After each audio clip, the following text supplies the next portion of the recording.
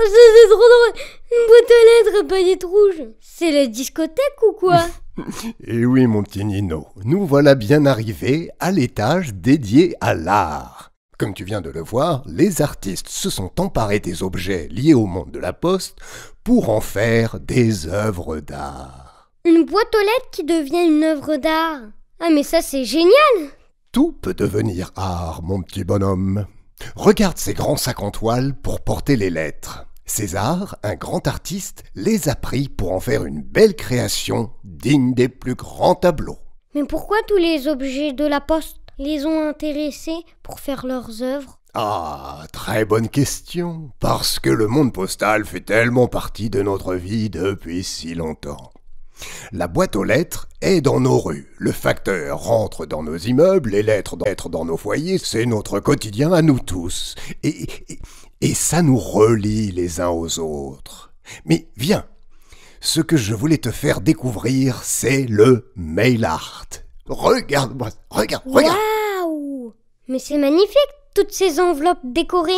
On a le droit de faire des dessins comme ça, sur l'enveloppe. Et du collage, et du découpage.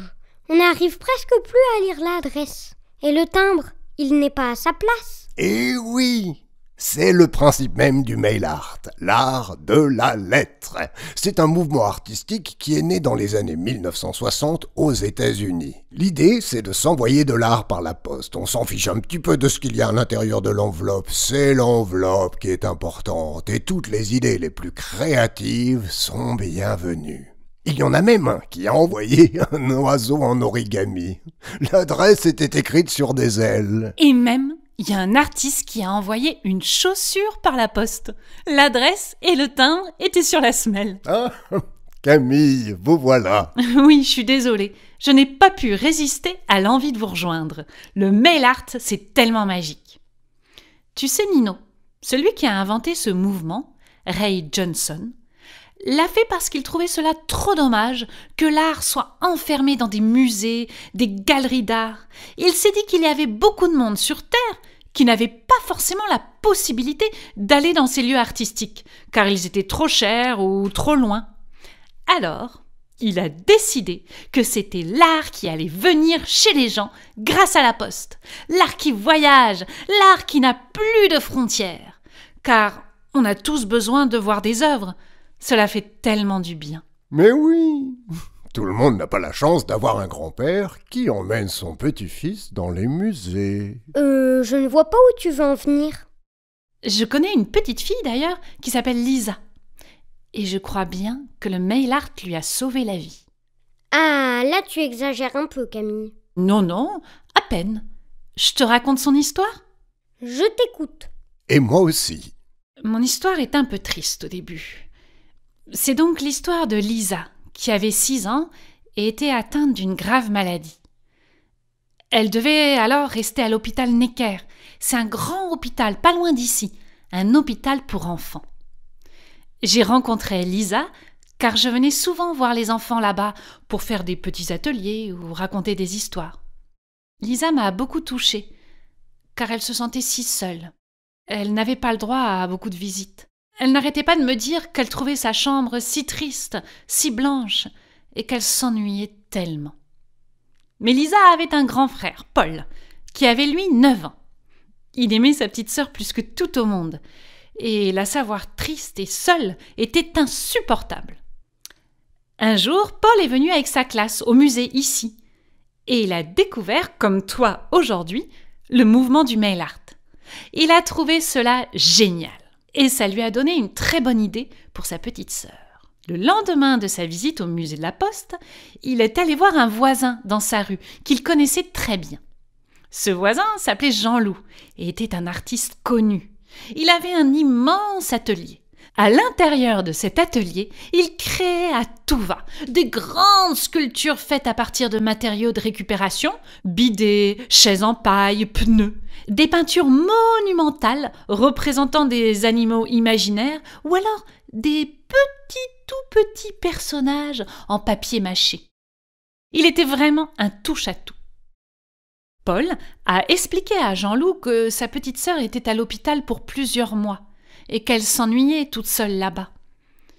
Il lui a demandé s'il connaissait le mail art et s'il était prêt à envoyer chaque semaine un mail art différent à sa petite sœur.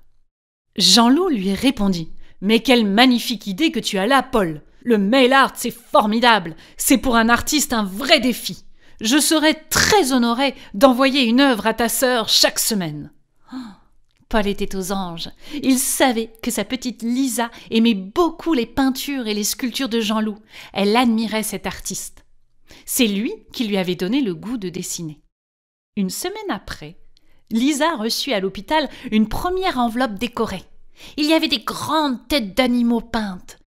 Dans la gueule d'un grand lion, Jean-Loup avait écrit l'adresse et il avait collé le timbre sur l'œil d'un crocodile.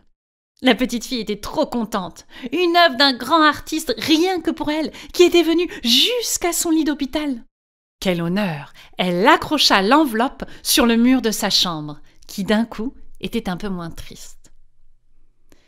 La semaine d'après, une autre lettre arriva en pop-up. Il y avait des petites fenêtres à ouvrir sur l'enveloppe et on pouvait lire son nom dans un grand arc-en-ciel de papier, tellement beau, et le mur de la chambre un peu plus joyeux. La semaine d'après, c'était une enveloppe avec un beau collage fait de super-héros de tous les temps. La semaine encore d'après, Jean-Loup avait carrément envoyé une enveloppe en tissu sur laquelle il avait cousu des dessins et l'adresse. Seul le timbre était resté en papier. Plus les mail art arrivaient, plus le sourire de Lisa grandissait. Les médecins étaient très contents de voir leur patiente de plus en plus heureuse. Avoir le moral, ça aide à combattre la maladie. Au bout d'1 mois et demi, Lisa était guérie. Elle pouvait rentrer chez elle. Le dernier mail art qu'elle reçut était sous forme de billet d'avion. Destination inconnue, mais promesse d'un voyage incroyable. En partant de l'hôpital, elle décrocha toutes les merveilleuses enveloppes du mur de sa chambre, qui d'un coup était redevenu blanc et triste. Rentrée chez elle, la première chose qu'elle fit, ce fut d'accrocher toutes les œuvres sur son mur et de courir voir Jean-Loup dans son atelier pour le remercier. Il lui dit « C'était un grand plaisir pour moi de faire du mail art, mais c'est ton grand frère qu'il faut remercier. C'était son idée, pour t'aider à vivre au mieux cette période pas facile. » Elle courut faire un gros câlin à Paul et ils décidèrent tous les deux d'envoyer à leur tour des mail art à Jean-Loup et puis aux autres enfants de l'hôpital. Ah Camille, ton histoire, je l'adore. C'est trop beau cette idée. En plus, c'est bientôt les grandes vacances. Je pourrais envoyer du mail art à plein de gens. En effet, il y a de quoi s'amuser. Bon, mon petit Nino, je crois qu'il est vraiment l'heure de partir et de dire un grand au revoir à Camille qui nous a régalés en nous racontant tant et tant d'histoires. Camille, merci. Oui, merci Camille pour tous ces voyages dans le monde de la poste. Après les grandes vacances, on reviendra. Parole de Nino. Ah oui, ça me ferait bien plaisir de vous revoir. Mais tu peux aussi me donner des nouvelles pendant les vacances. Me raconter tes folles aventures. Bah oui, je pourrais t'envoyer des cartes postales, du mail art, des chaussures. Surtout qu'il va sillonner toute la France, notre petit Nino. Allez, à très bientôt alors. Excellentes vacances. Et c'était un grand bonheur de passer ces moments avec vous.